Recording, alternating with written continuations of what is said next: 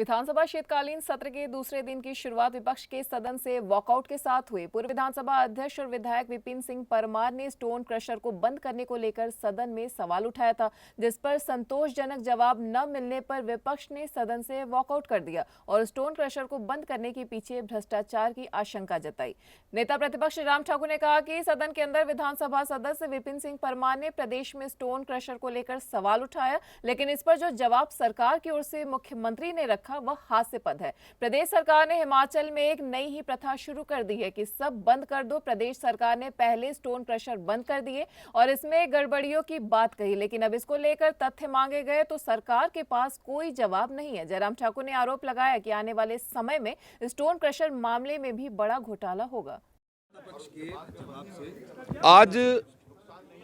आज विधानसभा शुरू होते ही पहला ही प्रश्न स्टोन क्रशर के ऊपर था और मुझे बड़े दुख के साथ कहना पड़ रहा है कि सरकार किसी भी प्रश्न के उत्तर की ठीक तरीके से तैयारी करके नहीं आती है और प्रश्न के उत्तर में इस प्रकार का असंतोष था कि हमने वहाँ पे सप्लीमेंट्री पूछा कि भैया आप लोगों ने हिमाचल प्रदेश के अंदर कुछ क्रशरों को बंद कर दिया, कुछ जिलों में क्रशरों को बंद नहीं किया, उसका क्या कारण था और उसके कारण से कितना रेवेन्यू लॉस हुआ, ये बातें पूछी। उनके पास इसका कोई जवाब नहीं था। उल्टा जवाब ये था कि कोई रेवेन्यू लॉस नहीं हुआ, कोई बेरोजगार नहीं हुआ। मैंने उनको बोला कि भाई यहाँ पर 112 क्रशर बंद हुए और लगभग 5600 के करीब लोग बेरोजगार हुए, तो वो बोलते जी उनमें से हिमाचली बड़े कम थे। भाई हिमाचली कम थे उसका जवाब तो दो, रेवेन्यू कम हुआ उसका जवाब तो दो।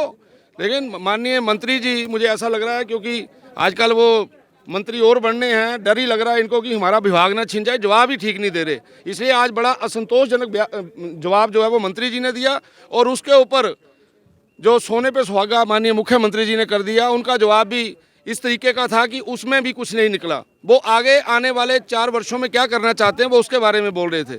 इसलिए आज बड़े दुख के साथ कहना पड़ रहा है कि हिमाचल प्रदेश के अंदर ये जो क्रशरों को बंद करना और क्रशरों की साइड पर जाके क्रशरों को चलाना, इसके बारे में आप सब लोगों को आत्मचिंतन और मनन करना चाहिए। और मैं तो ये चाहता हूँ जितने भी मेरे मित्र हैं वहाँ जाके आए और उनसे पूछें कि क्या क्या डिमांड है इस सरकार की। सर, आपने सवाल भी उठाए थे, क्या आपको ये भी लग रहा है कि इसमें कुछ अफसर भी शामिल है, मिली भगत है, गुमराह मुख्यमंत्री को किया गया है? राजनीति के अंदर अफसरों के बिना कुछ नहीं होता। जो कमेटी बनी है वो अफसरों की बनी है, ना कि राजनीति के लोगों की बनी है। इसलिए सारी चीज़ें वहीं से शुरू होती हैं।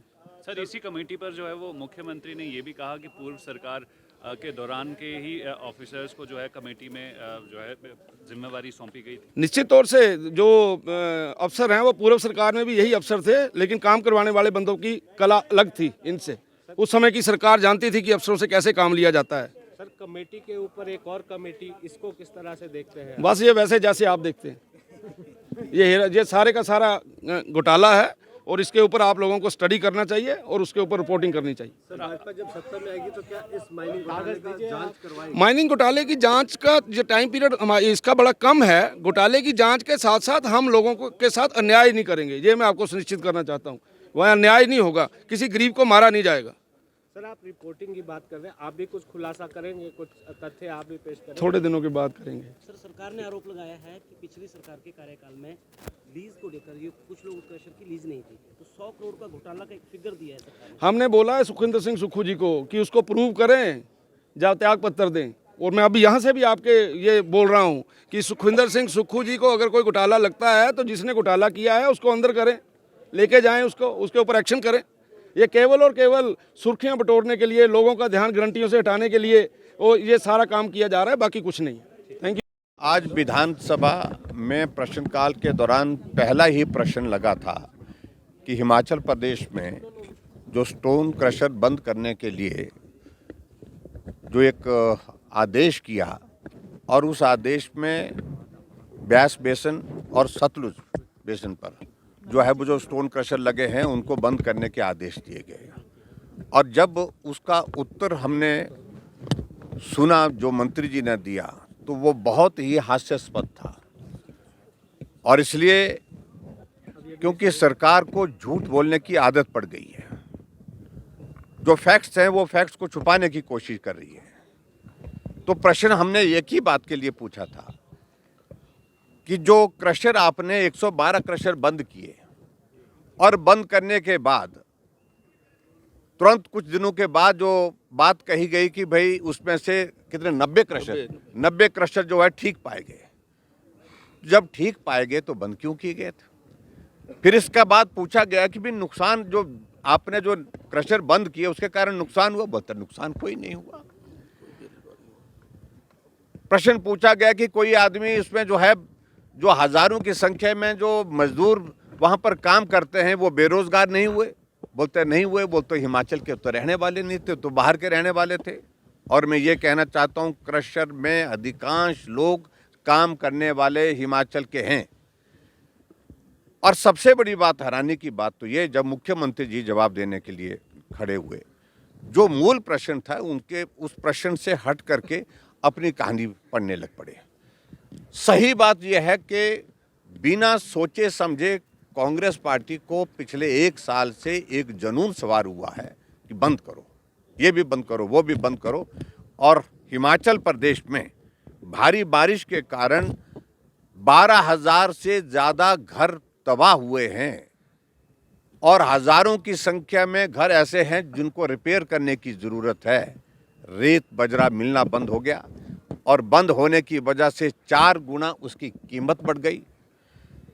वर्किंग सीजन जो जितना भी था डेवलपमेंटल एक्टिविटीज़ का, चाहे वो सड़कों के पक्का करने की बात है, चाहे वो दूसरे चीज़ें जो डेवलपमेंट की जो हमारी कंस्ट्रक्शन एक्टिविटी चलती है, सारी की सारी स्टैंड स्टिल हो गई हिमाचल प्रदेश में।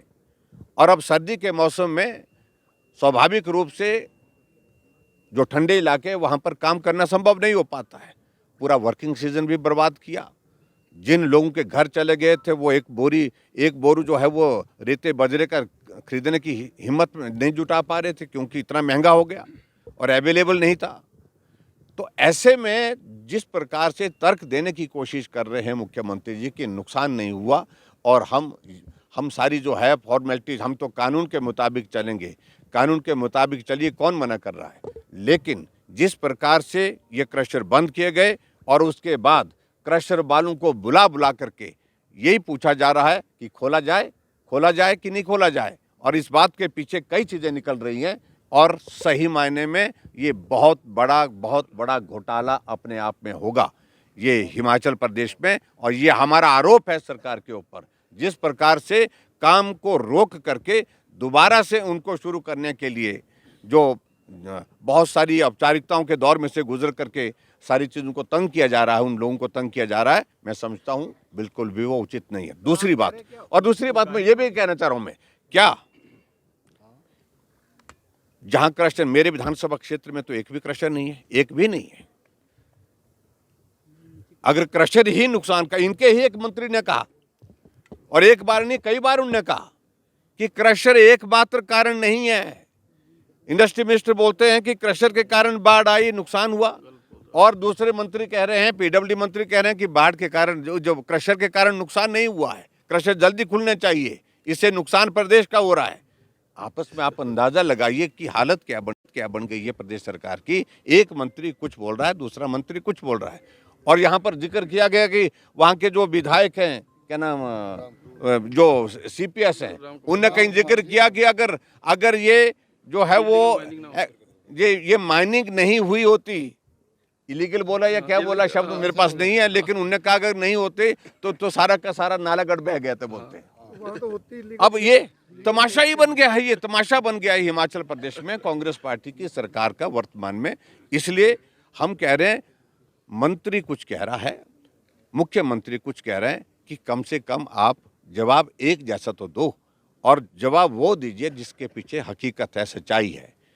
इसलिए आज जब हमने प्रश्न का उत्तर संतोषजनक नहीं मिला, जो विपिन परमार जी ने प्रश्न किया था, जब उनको पूछने के लिए दोबारा सप्लीमेंट्री अलाउ नहीं की गई, और इस कारण से हमने वॉकआउट किया। सरकार तो ये भी कह रही है कि पूर्व में जो आपकी सरकार थी उनके समय में लगातार जो है वो आपने अनदेखी की है, अवैध जो खनन हो रहा है वो उसका बड़ा कारण है। नहीं, देखिए एक बात मान करके चलिए, मुख्यमंत्री को तो आदत है कुछ भी कहने की, और उनको ये एहसास ही नहीं हो पा रहा कि वो मुख्यमंत्री है, जो कहना है वो फैक्ट्स पर कहना चाहिए और जो जिसमें सच्चाई हो।